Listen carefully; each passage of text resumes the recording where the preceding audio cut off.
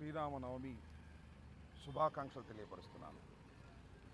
ఈరోజు పడాల సుబ్బారెడ్డి గారి నాయకత్వంలో ఆయన 28వ డివిజన్లో కార్పొరేటర్గా ఉన్నాడు.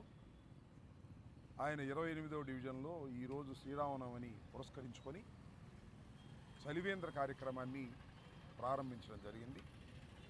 రాబోయే సమ్మర్ చాలా ఘాటుగా ఉంటుందని వార్తలు వస్తున్న సందర్భంలో ప్రతి చోట చలివేంద్రాలు ప్రారంభించి ప్రజలకు త్రాగునీటిని అందించవలసినటువంటి అవసరం ఉన్నదని గ్రహించి సుబ్బారెడ్డి తన డివిజన్లో శ్రీరామనవమి సందర్భంగా శ్రీరాములు వారు పూజ చేసి అందరికీ పానకం ఇచ్చి ఈ చలివేంద్రాన్ని కూడా నా చేతుల మీదుగా ప్రారంభించడం చాలా సంతోషం.